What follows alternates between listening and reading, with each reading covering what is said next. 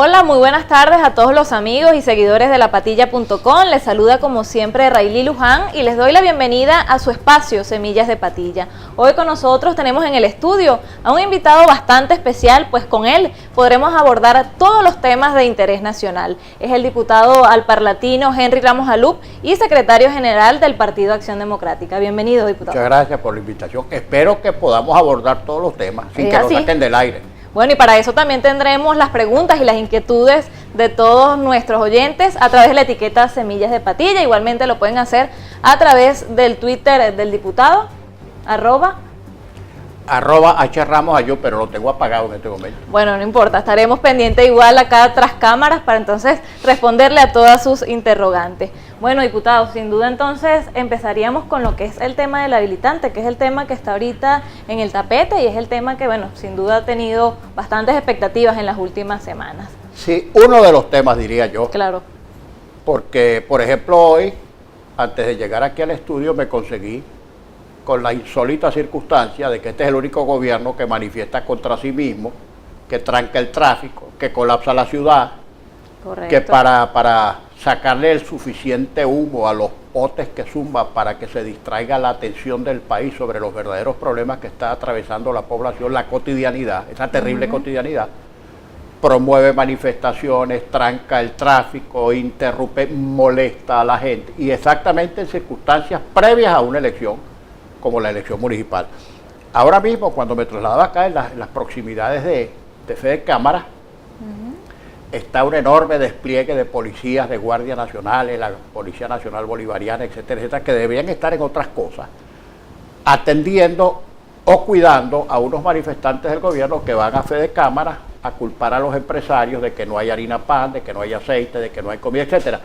La célebre cantilena de los sectores de la derecha y del imperialismo conspirando contra la alimentación del pueblo venezolano, cuando todo el mundo sabe que esto es simplemente la consecuencia de una política económica absolutamente errática, demencial, sostenida en los últimos 15 años durante el gobierno, que podía financiar esas extravagancias cuando tenía plata, pero en este momento en que están raspando la olla, claro, no puedo decir cuál es el precio del dólar porque cierran el canal, pero el gobierno sabe a cuánto está, y a cada subasta que pone, más se le encarama el bicho, la despreciable moneda gringa en la que, por cierto, tienen que transar todas las operaciones internacionales, porque esa moneda que se llama Bolívar Basura no es transable en ninguna parte para comprar absolutamente nada. Bueno, yo creo que esos temas son mucho más acuciantes que la ley habilitante que tuvo su espacio. Resulta verdaderamente cómico que un gobierno que en los últimos 15 años ha tenido el total control del Poder Judicial, de la Contraloría, de la Fiscalía, de los tribunales de justicia, de todos los organismos de inteligencia e investigación, venga ahora y que no los ha utilizado para nada. Tendría que empezar por casa, por ellos mismos. Bueno, de repente dice que necesita disposiciones extraordinarias, una ley habilitante para combatir la corrupción. Bueno, eso es embuste, eso es un pote de humo. Un pote de humo para distraer, repito, la atención de los venezolanos sobre los principales problemas del país. Pero entonces, al presentar la habilitante, si la oposición se la aprueba, está concediéndole la razón a la ridícula argumentación del gobierno de que necesita de verdad una ley porque antes no la tenía, cuando eso no es verdad y lo que tenía nunca lo ha utilizado. Y si tú se la apruebas, le das un instrumento extraordinario, quién sabe para qué, para cualquiera de sus extravíos. Yo creo que es para... ¿Por qué debe negársele entonces una ley habilitante al presidente? Pero si se la niegas, ¿qué es lo que van a decir? La oposición no me da la ley. Y entonces porque no están interesados en que se combata la corrupción. Claro. Bueno, mira, yo diría que este es un pote de humo, en alguna medida es una trampa cazabobo, pero mira, se apruebe o no se apruebe la ley habilitante, esto va a seguir exactamente igual.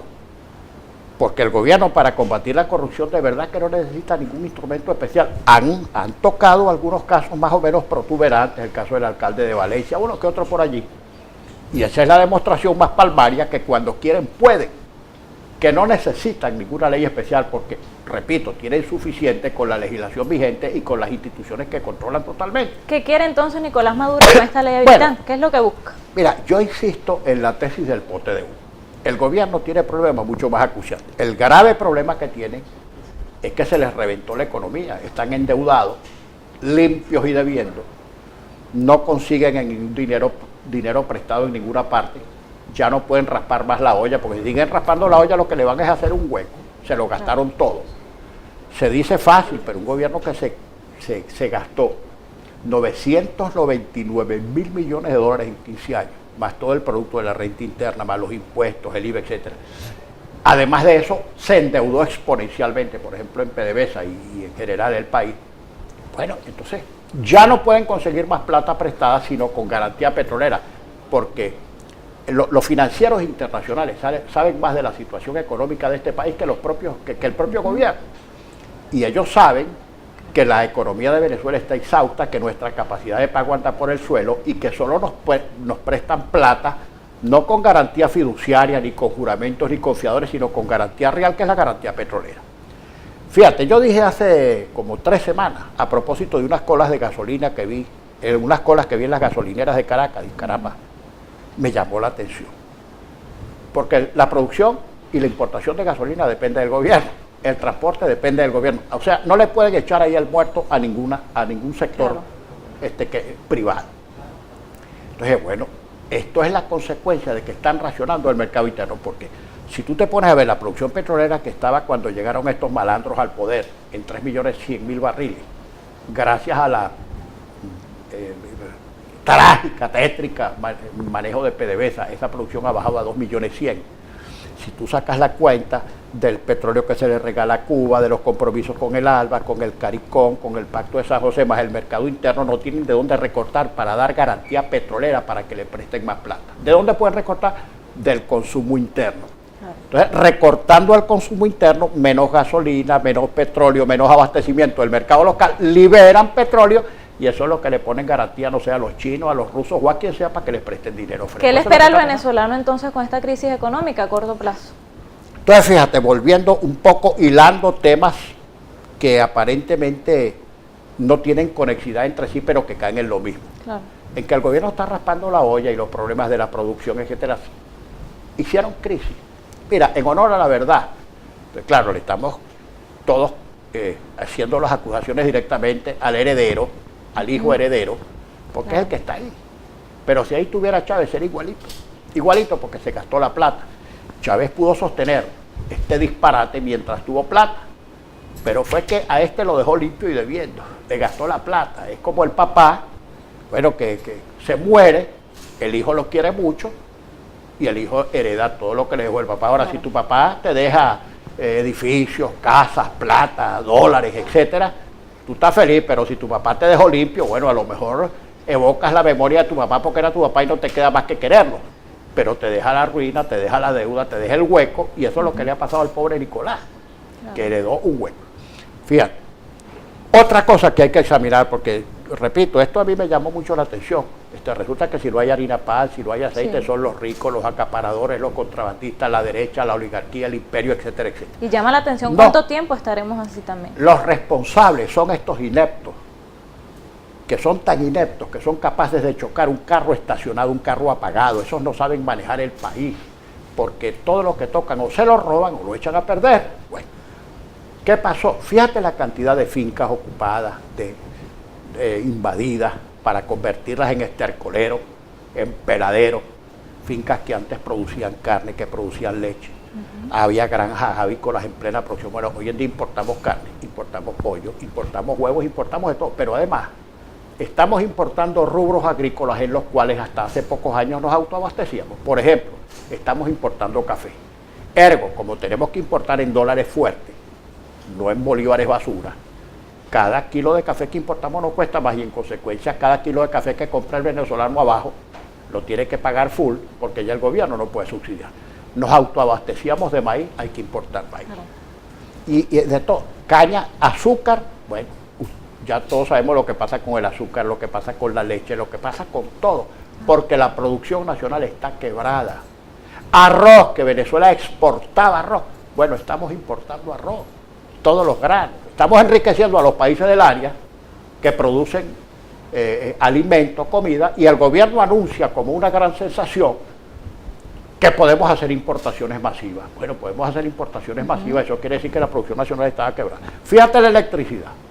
Le guste o no le guste al gobierno, Venezuela hasta hace 6 años no solamente se autoabastecía de electricidad, sino que exportaba electricidad a Colombia y a Brasil. Ojo, viviendo de las obras de generación hidroeléctrica y termoeléctrica construidas, así no les guste, en la Cuarta República. Porque estos malandros no han generado un nuevo kilovatio de electricidad ni reparado los tendidos eléctricos. Por eso es que hay apagones a cada momento, aumento de consumo, no sube la producción y encima la distribución es peor. Bueno, ¿qué ha pasado en Venezuela con el servicio eléctrico? Un colapso. Un colapso, repito, porque ha aumentado el consumo por el aumento vegetativo de la población y el gobierno no ha generado electricidad ni ha mantenido las redes. Entonces le echan la culpa a los amuros, a la iguana. El otro le dijeron que era que había una cochinera en unas torres adyacentes a la red. Entonces el estiércol de los cochinos tumbó la torre. O sea, claro, van a terminar matando ahora, a los animales. ¿por cuánto tiempo será sostenible esta situación? ¿Por cuánto tiempo entonces será sostenible esta situación? Bueno, uno lo sabe. Yo no quisiera desalentar a los venezolanos diciéndole que la misérrima Cuba tiene 52 años calándose esa tragedia, o sea, con el estómago pegado al espinazo. Otros países reaccionan mucho más rápido. Yo lo que sé es que esto no puede seguir así. Esto no puede seguir así, esto va a ser crisis. Y lo digo, la responsabilidad es mía, no es de ustedes. Lo he dicho, lo digo en todas las entrevistas de televisión porque me angustia la situación del país. Bueno, que uno no sabe qué puede pasar, puede haber un reventón. Es probable que Venezuela esté a las puertas de un estallido social. Porque a lo mejor hay por ahí algún loco que diga, claro, bueno, ojalá haya un reventón. Bueno, un reventón se está esperando esto, ¿no? Uno sabe cuándo hay un reventón, pero no sabe por dónde coge ni en qué termina. Hay otros más idiotas todavía jugando un golpe de Estado, que en este caso sería un autogolpe, porque los golpes los dan en todas partes, los que tienen cómo darlo y los que tienen cómo darlo son los militares, que tienen, claro, cañones, tanques, aviones, fusiles y proyectiles. Bueno, ¿qué militar va a dar un golpe para que mande un civil y menos de la oposición?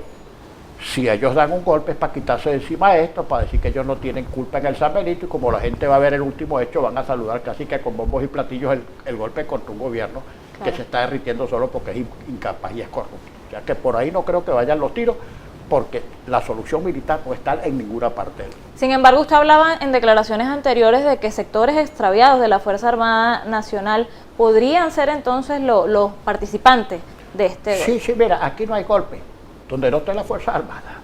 Claro. Eso es, no es posible que haya un golpe militar sin militares, porque no hay golpes civiles. Cuando hay un golpe militar es porque los que tienen la posibilidad lo ejecutan, y lo ejecutan en su propio beneficio. Ahora, yo quisiera tener mucho cuidado en lo que voy a decir, pero lo voy a decir a conciencia. A nosotros que no nos vengan con las Fuerzas Armadas los militares malos y los militares buenos. Como totalidad, la Fuerza Armada ha estado comprometida hasta los tequeteques con lo que está pasando aquí en los últimos 15 años. Lo que ha pasado en la frontera con Guyana, que a última hora reaccionó la Armada, porque la Fuerza Armada estaba casi que con los pantalones en los tobillos con esta situación de Guyana, renunciando a una reclamación histórica, porque según decía Chávez, era tan tapado y tan ignorante y tan irresponsable, que decía que esa era una vieja reclamación. Ignoraba que por vieja era histórica y por histórica respetable, no era una reclamación de oportunidad. Era el derecho de Venezuela a reivindicar un territorio venezolano a quien los excesos y los ventajismos del imperialismo europeo despojaron en beneficio de otros. Bien, esa reclamación histórica, que por cierto fue sostenida durante los años de la democracia con mucho fervor en todas las instancias. Bueno, Chávez en una reunión del Grupo de Río el año 2003, en 10 minutos rechazó la reclamación, incurriendo en eso que los internacionalistas llaman estoppel. El estoppel es cuando un país, por hecho propio, por una declaración o por una dejación, renuncia a un derecho propio en beneficio del derecho del otro. Bueno, Chávez de repente y tal dejó la reclamación del Esequibo a la deriva. Ahí empezaron los guyaneses a otorgar concesiones sobre el territorio en reclamación. Cuando va recientemente Maduro a Guyana, no dice nada con relación a eso. Bueno. Entonces la Armada, no porque el gobierno se lo dijera, la Armada, y la ministra de la Defensa es integrante de la Armada, reaccionó tardíamente viendo la efervescencia que había en el país por esa dejación de la reclamación frente a la Esequibo. Entonces mandaron un barco allá, que paró un barco exploratorio de la transnacional Anadarko, a quien el gobierno de Guyana le había dado concesiones no solamente en aguas guyanesas, sino en aguas adyacentes al territorio de reclamación e incluso en la costa atlántica venezolana que estaba fuera de la reclamación. Ahí fue cuando reaccionó la Armada, agarraron el barco, entonces hubo una reunión diplomática, etcétera. Ahora todo eso tiene su origen en la irresponsabilidad de Chávez cuando estuvo allá en la reunión del Grupo de Río y renunció a la reclamación venezolana. No, esa fue una reclamación de un gobierno adecuado. Bueno, si vamos para el otro lado, función también de la Fuerza Armada, la frontera occidental de Venezuela. Bueno, un pateadero de la narcoguerrilla terrorista colombiana, cuyo principal embajador era Chávez, y eso todos lo sabemos, y no requiere que hagamos comentarios muy especiales al respecto. Incluso la disputa que en su momento tuvo el presidente Uribe con el gobierno venezolano a consecuencia de la protección y la alcahuetería del gobierno venezolano con la guerrilla narcoterrorista colombiana, que todo el mundo sabe que es guerrilla narcoterrorista, que ha asesinado militares venezolanos, que ha asolado la frontera occidental de Venezuela porque los productores, los hacendados, los ciudadanos de a pie de Venezuela han tenido que salir de ahí, por supuesto, y eso ha traído también como consecuencia que merme la producción. Bueno, ¿y qué hablar del centro del país, de los cuarteles venezolanos, donde los militares saben que en el seno de los cuarteles hay esbirros militares cubanos dando órdenes en los cuarteles venezolanos? Entonces, adentro, en la frontera oriental, en la frontera occidental, en las costas, ¿cuál es la protección que le han dado las Fuerzas Armadas? ¿Cuál es el deber constitucional que han cumplido? Claro. Cuando se proclaman rojas rojistas y leales a un proyecto, cuando la Constitución les prohíbe casarse con ningún partido o proyecto político.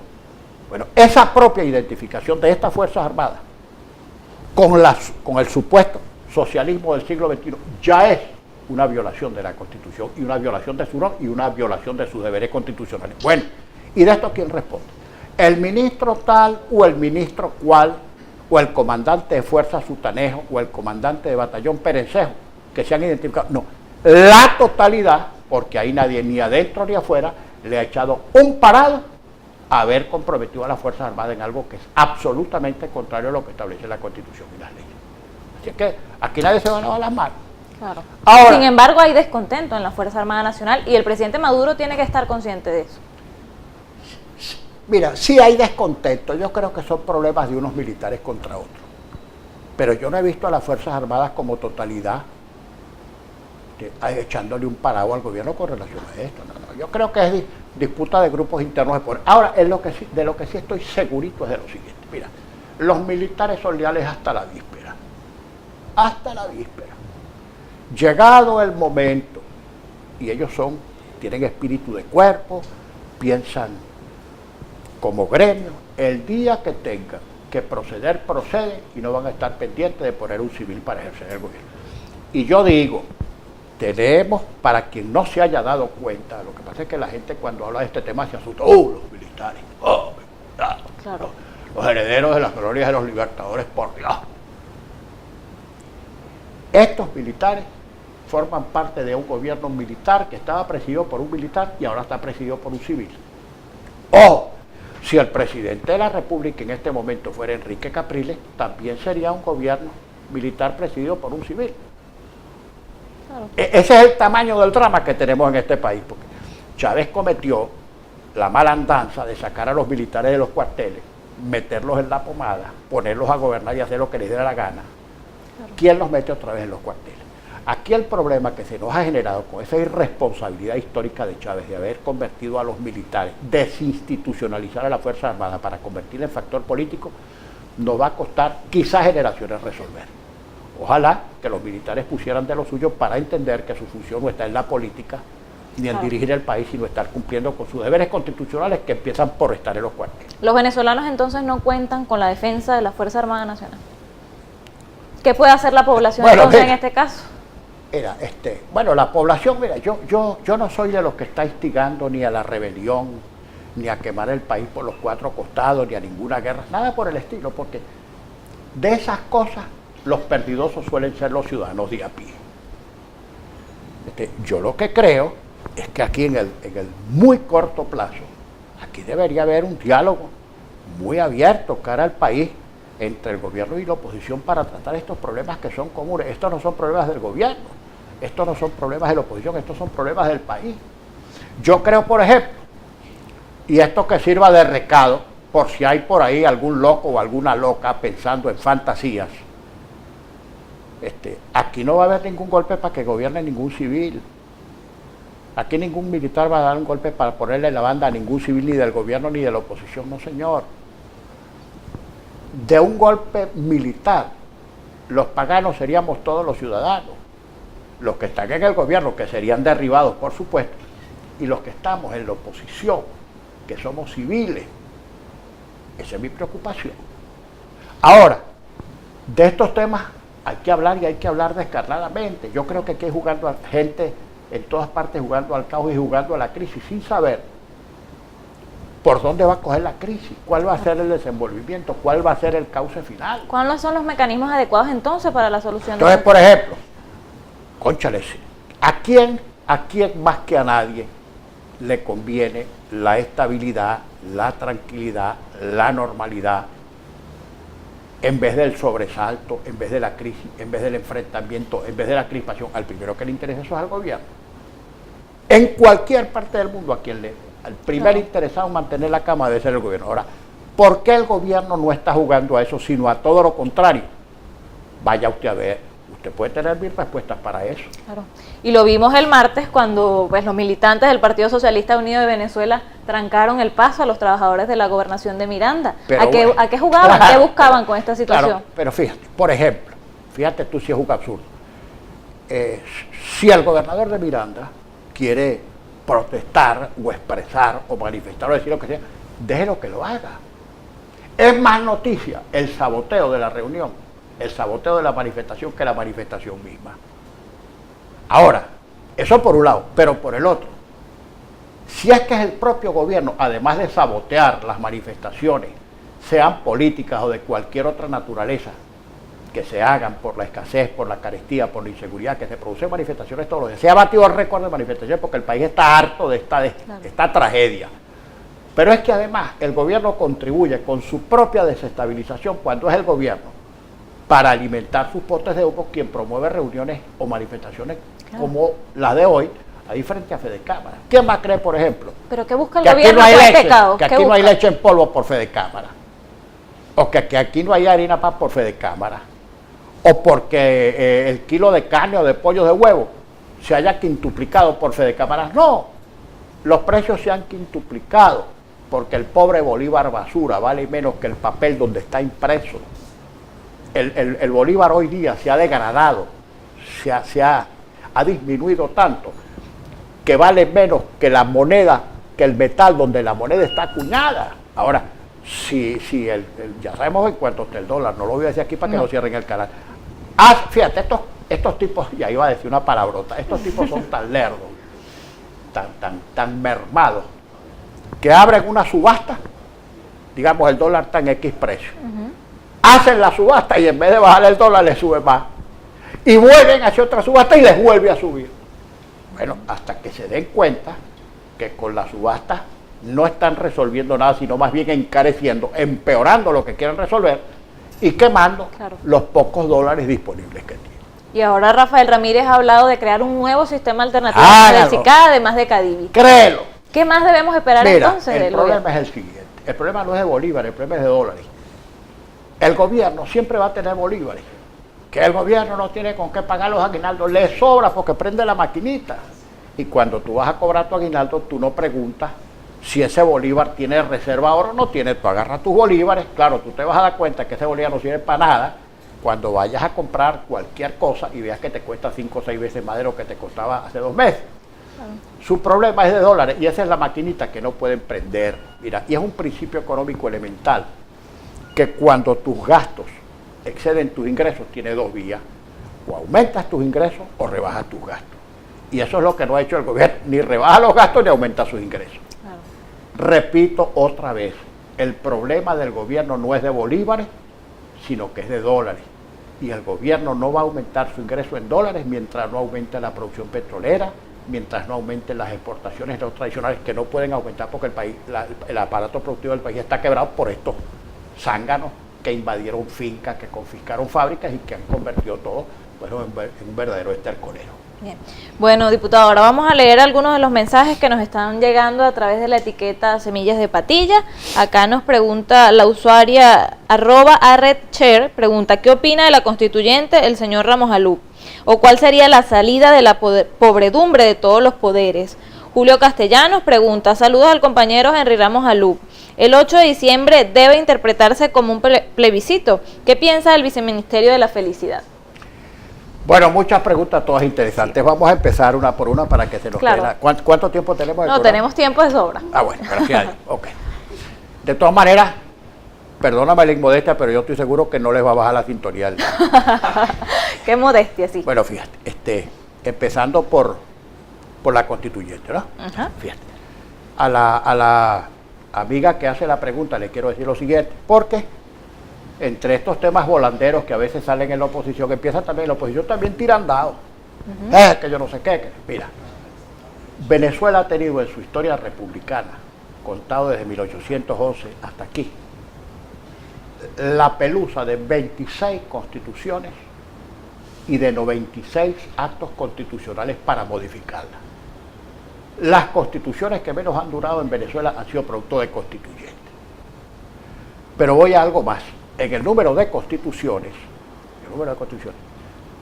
el primer lugar en el mundo lo tiene Haití. El segundo lugar en el mundo lo tiene Venezuela y el tercer lugar en el mundo lo tiene Bolivia. Imagínate tú ese conjunto donde estamos ahí.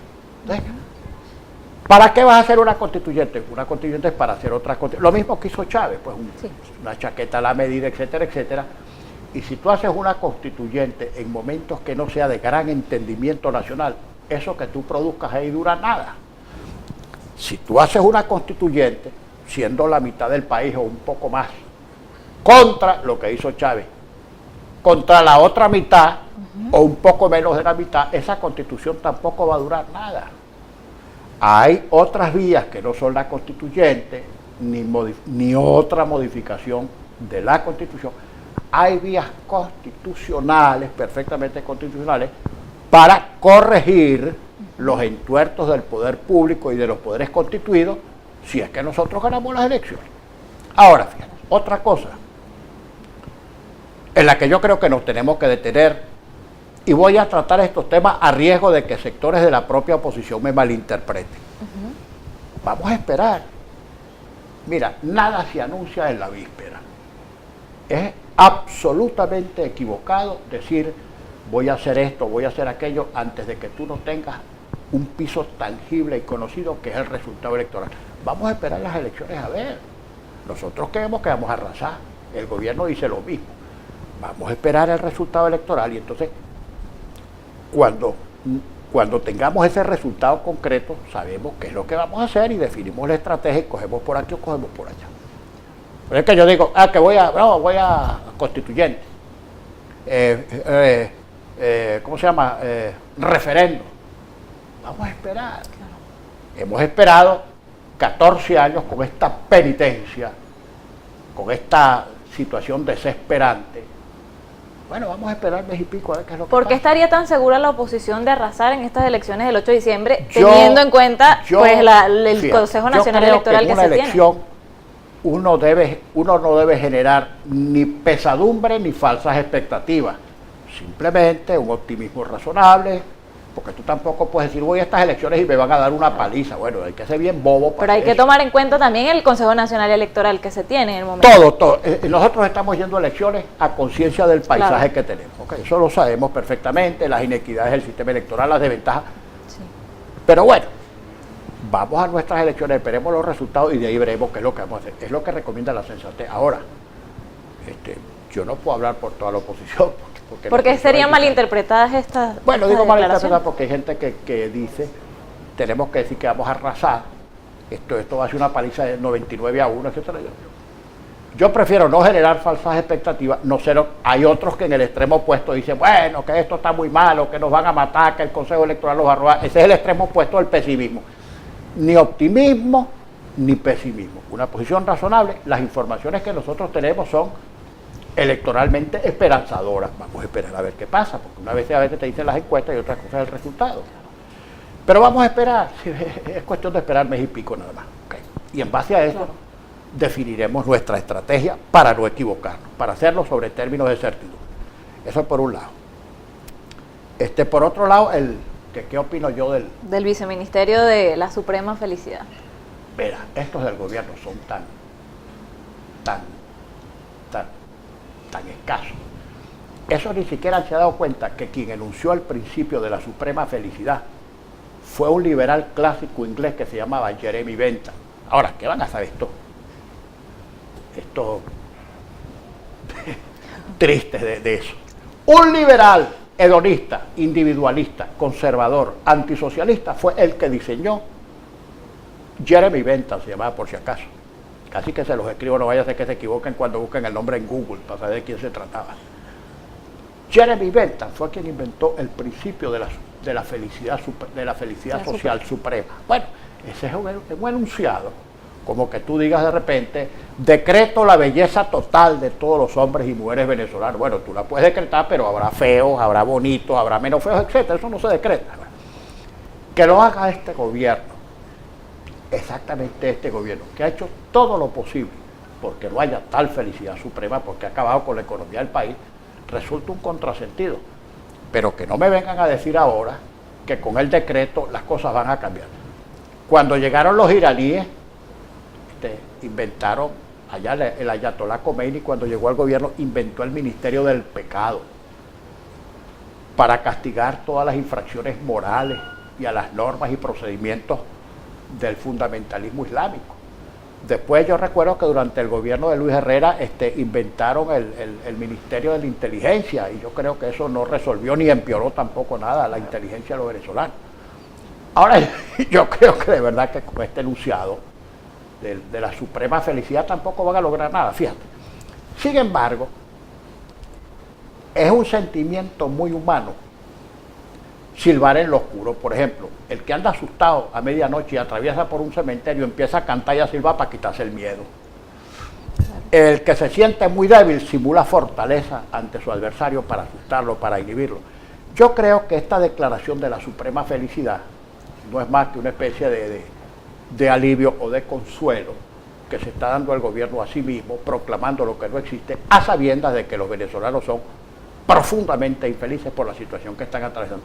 Pero eso no lo van a resolver con un decreto, eso se resuelve produciendo comida, eso se resuelve produciendo tranquilidad, evitando crispación, combatiendo el hampa, combatiendo el alto costo de la vida, combatiendo el desorden, etc. ¿Cuáles serían las funciones entonces de este viceministerio? La verdad es que yo no sé.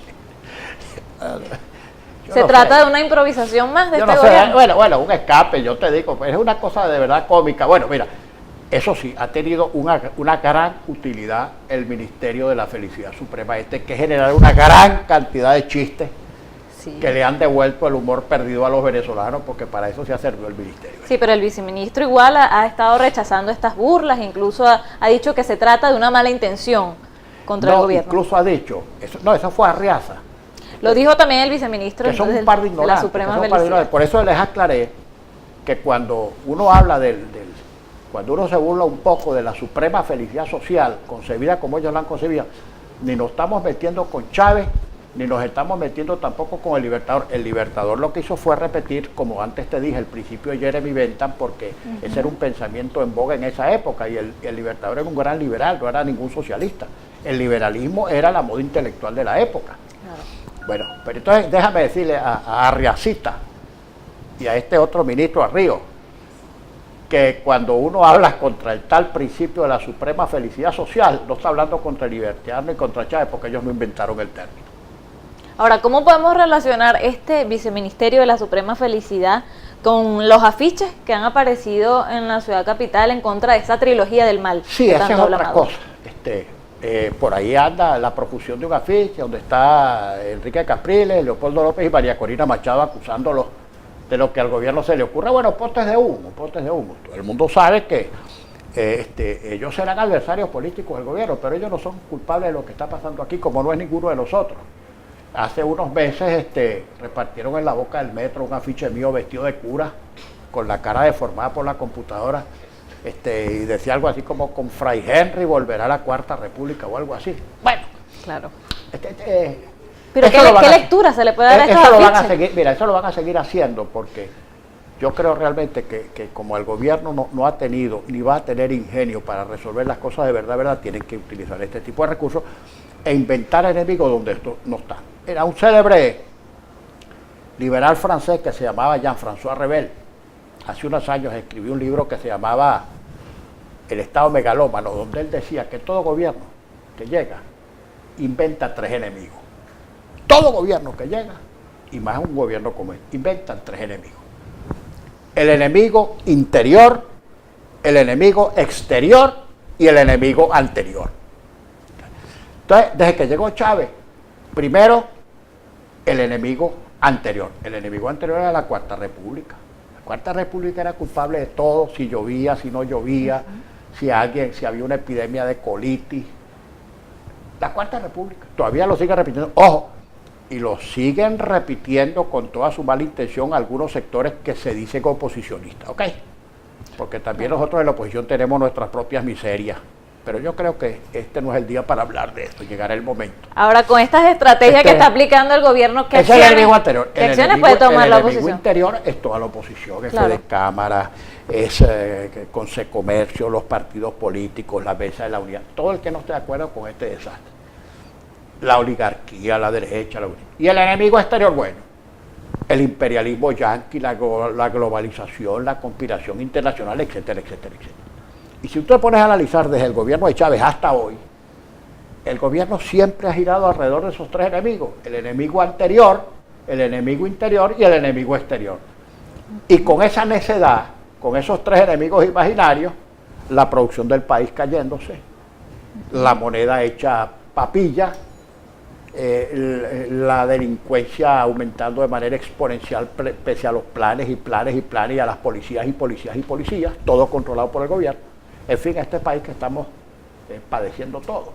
Ahora, ¿qué acciones va a tomar entonces la oposición frente a esta Bueno, mira, estrategia que ha utilizado el gobierno? Yo repito, yo no puedo ser, porque la responsabilidad impide que lo seamos, especialistas en proponer remedios y soluciones. La única solución que nosotros podemos proponer es salir de este gobierno democráticamente para hacer las cosas de manera distinta. Te puedo poner un ejemplo. Si tú quieres aumentar la producción nacional, y eso es una solución, tú no puedes espantar a quien produce. Tú no puedes convertir en delincuente a quien no puede vender por debajo de sus costos. Tú no puedes impedirle al ganadero que gane por vender 1 kilo de carne, porque él no puede vender por debajo de precio, porque si vende por debajo de precio quiebra y no puede reponer la vaca, o el novillo que sacrifica. Y eso vale para todo el mundo, para el médico que está en la clínica y presta servicios con insumos importados. Eso vale para todo el que produzca algo. Tú no le puedes pedir a nadie que venda o distribuya por debajo de sus costos, o que venda o distribuya sin ganar, porque toda actividad privada, productiva, tiene que tener una compensación económica, porque eso es absolutamente natural en un sistema que le guste o no le guste al gobierno. Un sistema capitalista que es el único que existe en todas partes. Mira, estos lerdos no se han dado cuenta que el comunismo ya no existe, que China se pasó. China mantiene sistema control político total, pero una economía de mercado, una economía capitalista, y por eso ha crecido China. La Unión Soviética, después de 72 años de experimento, también se acabó. Y ahora también forman parte del mundo capital. Capitalismo no quiere decir que el que tiene 2 bolívares mata o asesina al que no tiene nada. No, capitalismo es un sistema productivo que tiene que tener controles, que hace inversiones, que genera riquezas con controles del Estado. Pero el control del Estado, mira, no es para vender aliñitos, ni para poner a los soldados a vender pollo. El control del Estado es como existe en los Estados Unidos o en los países avanzados, que tienen progreso, desarrollo y bienestar, en los que el Estado se dedica a lo que tiene que dedicarse, establece normas y las aplica rigurosamente para quien produce, se puede enriquecer, pero no a costa de arruinar a la población. Y por eso es que esos países se desarrollan y crecen y generan bienestar, y su gente come completo y tienen seguridad y bienestar social. Los únicos 3 países del mundo que siguen atados al arcaísmo comunista son 3 países que se están muriendo de hambre. Por ejemplo, Corea del Norte. Por ejemplo, la pobre Cuba. ¿De qué vive Cuba después de 52 años de comunismo? Vive de las remesas que les mandan los cubanos que están en Florida a los que antes le decían gusanos. Ahora no les dicen más gusanos, porque esos supuestos gusanos que están en Florida son los que le están dando de comer a los pobres que se quedaron en la isla. Viven de facilitar el tránsito de drogas hacia mercados que pagan alto el consumo de la droga. Viven horror del trabajo de las jineteras. Imagínate tú, lo peor del capitalismo. Viven de las remesas que mandamos desde Venezuela, de los petrodólares venezolanos, y viven de las pocas inversiones turísticas de países capitalistas como España e Italia. De eso vive la pobre Cuba. ¿Podemos llegar nosotros a ese punto? Pero si seguimos así, bueno, aquí no, porque aquí el país no se va a calar eso. ¿Hay esperanza de que el venezolano pueda salir de esta situación a través de la vía del voto? Bueno, yo creo que sí, esa es la única vía en la que nosotros creemos, aunque hay gente de la oposición que no le gusta esto. Tontos, esto no sale con votos, que yo no sé qué, eso te lo dicen.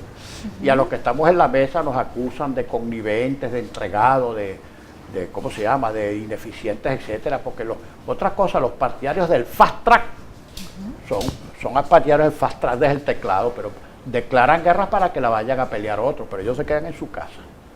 Claro. La población puede confiar entonces en que existe una unidad. La oposición como totalidad, y esto lo estamos diciendo todos, porque en eso es lo que creemos, cree en una vía constitucional, pacífica, democrática y electoral.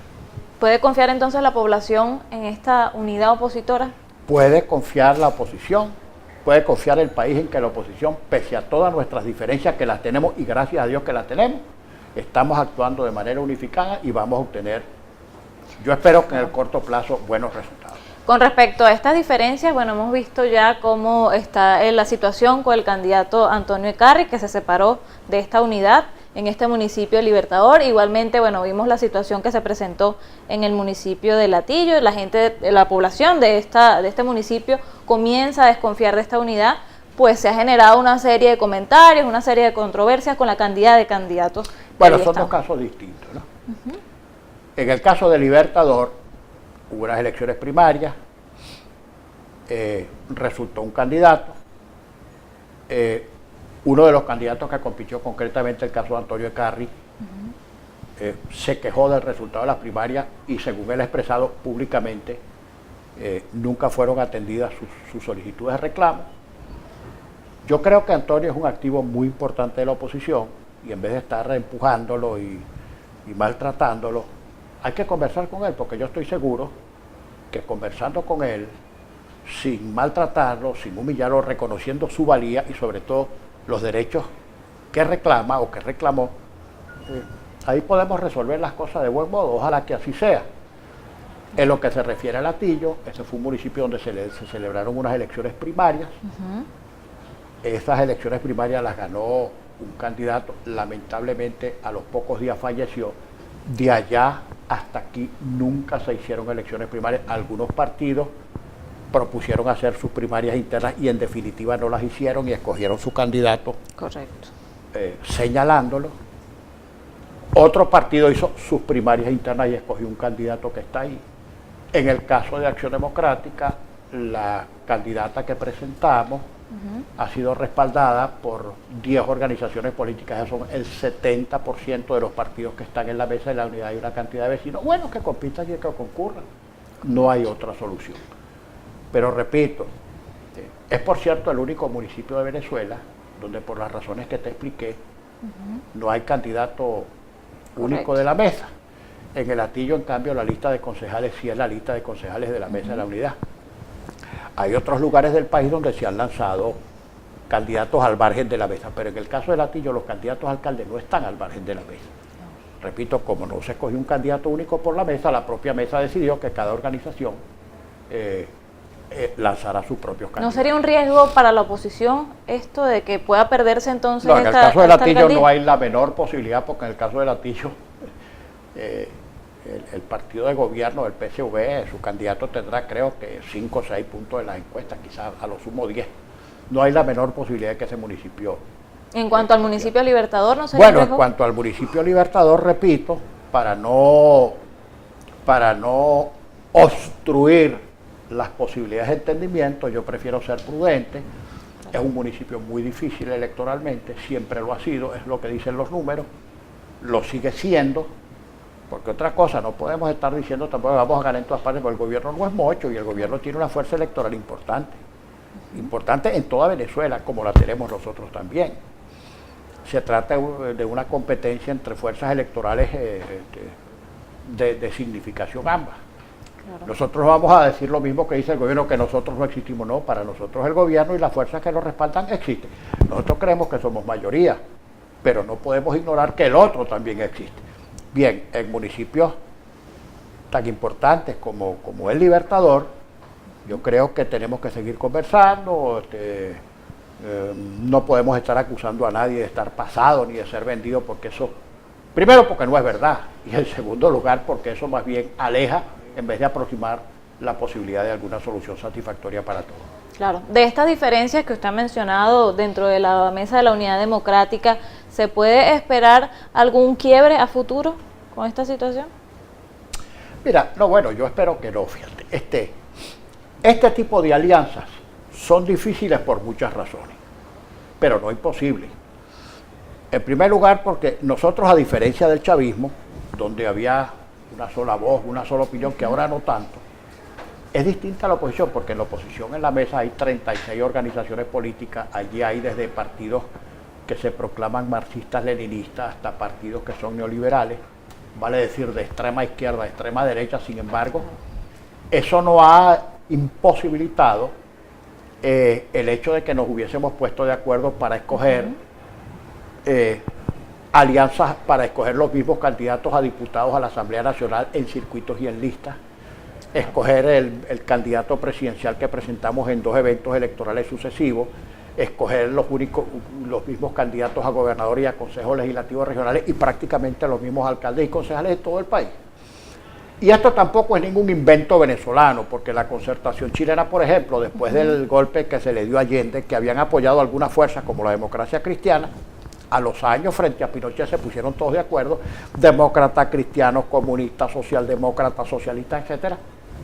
Armaron la Concertación chilena, le ganaron a Pinochet, bueno, y le dieron a Chile 4 excelentes presidentes que pusieron otra vez a Chile en el camino del progreso y el desarrollo. Eso fue una muestra típica de un acuerdo político entre fuerzas dispares, distintas, y lograron ese resultado. Y algo así es la mesa.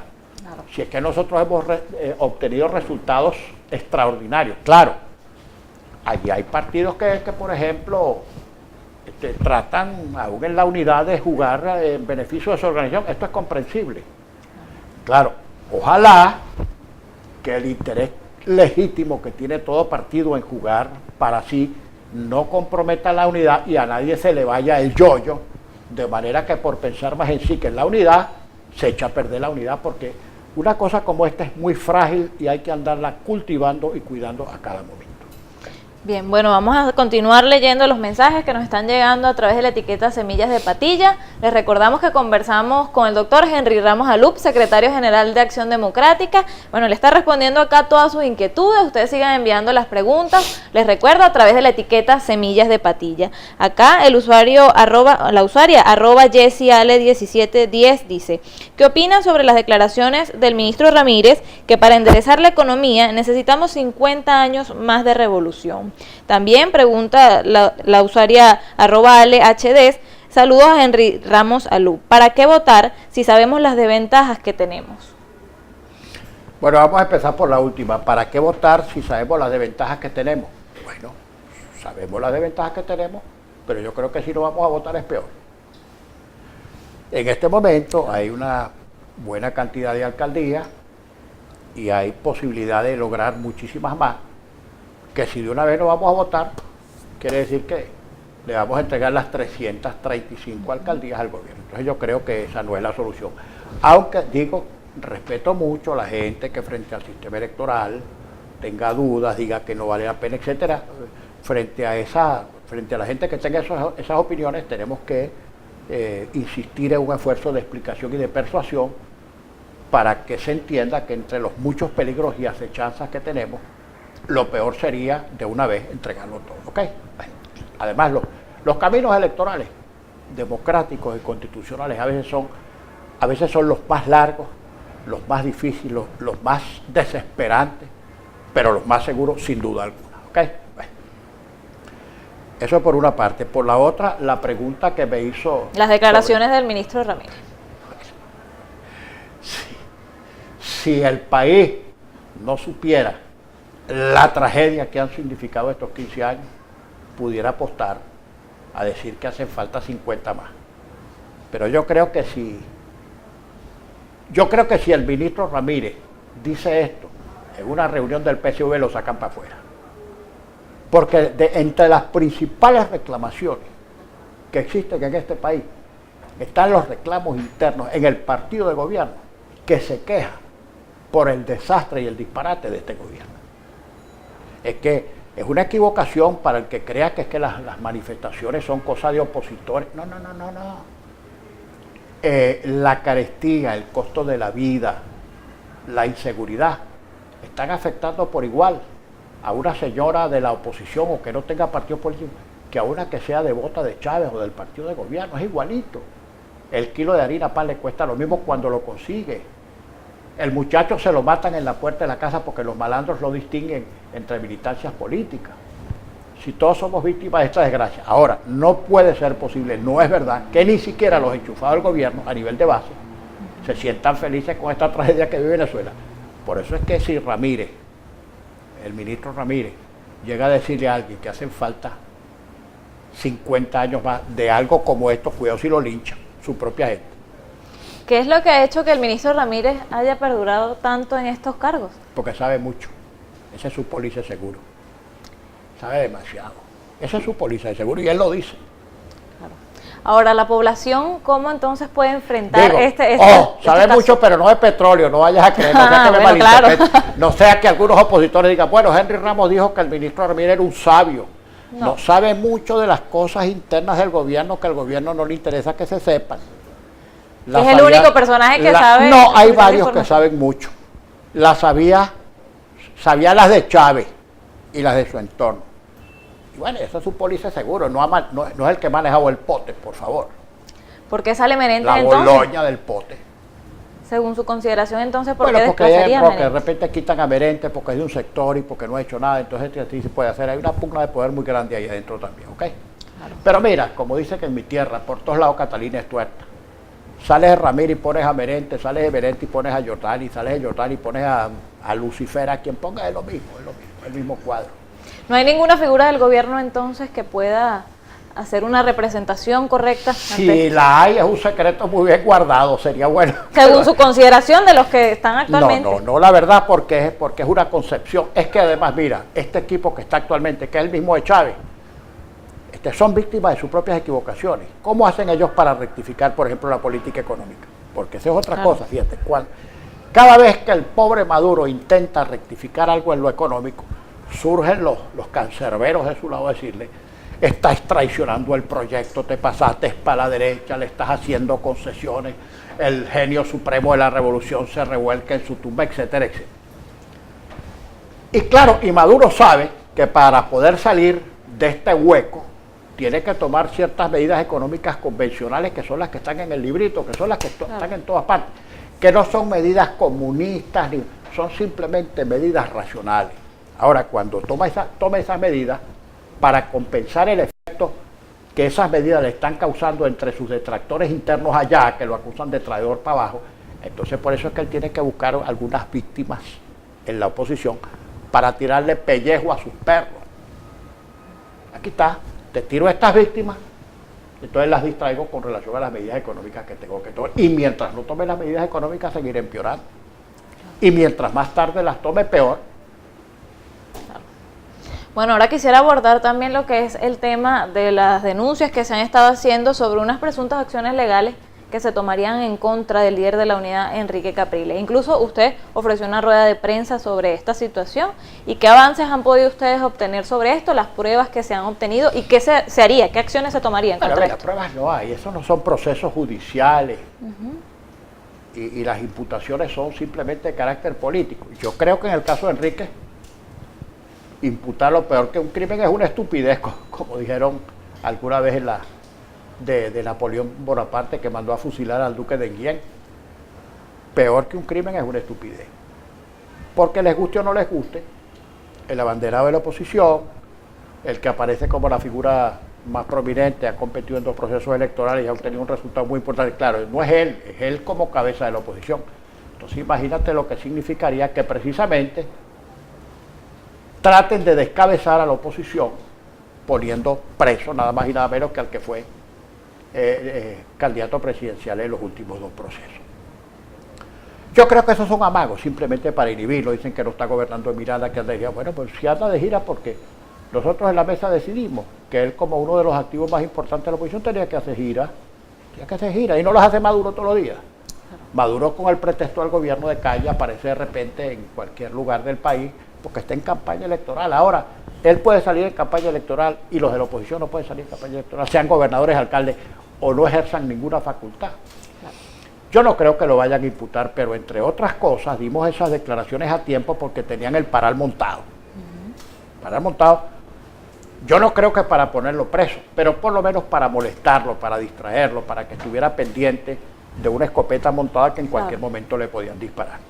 Mira, además, la repercusión internacional de ese disparate sería el peor hecho que cometería el gobierno contra sí mismo. Bueno, ahora la verdad es que uno no se puede tampoco meter en la psiquis del gobierno, porque un loco desesperado hace cualquier cosa. No sabe lo que puede pasar, ¿no? ¿Qué pasaría si encarcelan a bueno, Enrique Capriles? Pero claro, tampoco puedo saber qué es lo que va a ocurrir, pero sería una cosa terrible contra el propio gobierno. Ahora, digo, yo creo que es un amago. Están haciéndolo también con algunos parlamentarios de la oposición, imputando a uno por aquí, a otro por allá. En el caso de la diputada de Monagas, se ve clarito que es para asegurarse el diputado 99, ¿no? Porque el suplente de la diputada Aranguren es del gobierno o va a votar con el gobierno. Ahora, he visto por ahí unos sueltos, acusan a la diputada de ser corrupta, etcétera, etcétera. Ahora es cuando se vienen a dar cuenta. Si eso fuera cierto, que a mí no me consta, ni lo creo, ni lo quiero creer, de verdad. Pero ahora es cuando se vienen a dar cuenta. Que si la diputada tiene cables pelados, ¿por qué lo hacen exactamente ahora? Porque sacándola del juego incorporan a su suplente, que por cierto me dice que lo tienen confinado en Fuerteventura, él y su familia hace meses, sí, dándole protección como se la daban en los Estados Unidos en los años 30 a los gángsters que decidían sapear al adversario, ¿no? Sapear a su propia gente. Quedaría claro entonces que él es el diputado 99, Carlos Flores. Sí, está clarito. Sin duda. Hay relación de causa-efecto de lo que están haciendo con las posibles consecuencias. A pesar de los rumores que se han levantado en contra del diputado Mazuco, de que él también sería el diputado. En el caso de Mazuco no te voy a decir por qué. En el caso de Mazuco es una reivindicación, porque es el único de los diputados electos que no se había podido incorporar. Ahora, si todos los diputados electos que se incorporaron y que tienen procedimientos pendientes, que es el caso de Hernán Alemán, de Acción Democrática, de Viallo Pilleri, de Convergencia, varios pues, todos se incorporaron. Hemos logrado poco a poco que se incorporen como reconocimiento a su derecho constitucional. Se incorporó Mazuco, pero en el caso de Mazuco, que esperen para que vean, a ver si es que es el diputado. Mazuco es un hombre muy recio, que ha soportado persecución, cárcel, calumnia, expedientes amañados e incluso enfermedades, tragedias personales, y ahí está firme. Claro. Y ya lo van a ver en las votaciones, a ver si Mazuco es o no un firme opositor al presente gobierno. Bueno, diputado, creo que hemos abarcado todos los temas posibles de interés todo nacional, pero nos falta uno, en particular. Siempre queda algo por fuera. Que es una pregunta que hemos querido hacerle, pues desde que su esposa, la candidata a Latillo, Diana Agostino, estuvo acá con nosotros y nos hizo una confesión bastante particular. Pues ella nos dijo que luego de anunciarle a usted que se lanzaría como candidata a alcaldesa de Latillo, usted le había pedido el divorcio. ¿Eso es verdad? No, eso no es verdad. Ella lo confesó acá delante de todos nosotros, incluso se arriesgó, pues me divorciaré, dijo. No, eso no es verdad. Fíjate, realmente yo no quería que fuera candidata por no exponerla a todos estos sinsabores y todas estas amarguras que son propias de la campaña, eso de las guerritas sucias que algunos ruines utilizan en estas campañas, porque realmente no se lo merece. Entre otras cosas no se lo merece porque ha sido una gran luchadora social por ese municipio, no de ahora, de hace muchos años. Y bueno, y porque yo, que soy un político curtido, sé lo que significa estar metido en una lista electoral. Ahora, ella no es candidata ni por ADECA ni por esposa mía, sino que es candidata por hecho propio. Sí. Y no lo digo, como dicen, cada cual alaba su propio queso. Pero yo lo que le puedo decir es que usted pondera y monta en una balanza y evalúa y pesa cada uno de los candidatos, y Diana es la mejor candidata con mucha ventaja sobre los demás. Pero de verdad, vaya, y no lo digo porque sea mi esposa. Ahora, por algo... ¿Tiene su apoyo como esposo? Por algo, pues, por supuesto, pero yo no me meto en eso, pues yo no estoy metido en la campaña, yo ando en otras cosas, pero el 70% de los partidos de la mesa la apoyan. Ajá. El 70% de los partidos de la mesa la apoyan. Una gran cantidad de vecinos, en sus exposiciones públicas lo hace muy bien, tiene un excelente programa de gobierno, tiene los mejores asesores. Por ejemplo, decir que en seguridad tiene como asesores nada más y nada menos que Iván Simonovi, a Miguel Dao, a Luis Izquiel, a Odalis Caldera, que en materia, por ejemplo, de urbanismo y vialidad tiene a Enzo Betancuria, un equipo importante del Colegio de Ingenieros de Venezuela. Que decir que en ecología y ambiente tiene nada más y nada menos que a Charles Brewer Carías es bastante decir. Ahora, ojalá que los vecinos sepan apreciar esas virtudes y sobre todo la labor cumplida en los últimos 18 años en el Hatillo. Bien, bueno, diputado, agradeciendo entonces su participación con nosotros, me gustaría que enviara un mensaje final a toda la población invitándolos a votar el próximo 8 de diciembre. Todos a votar. Los países son superiores a sus dirigentes y a sus gobernantes. Los países no se acaban. Los países tienen como colectivo un compromiso eterno, permanente, constante, con su propio destino, con su propia historia, y tienen que honrarla. El 8, todos tenemos que salir a votar por los candidatos de nuestra preferencia, seamos partidarios de los candidatos que presenta la oposición, sean partidarios de los candidatos que presenta el gobierno. Lo trágico, lo terrible sería que la gente no creyera o renunciara al voto como arma única e insustituible de designación y de posición de gobernante. Bien, amigos, conversábamos entonces con el secretario general de Acción Democrática, Henry Ramos Alup. Aquí hablamos, bueno, de todos los temas de interés nacional, ley habilitante, fiscalía, el ministerio, el nuevo viceministerio para la suprema felicidad.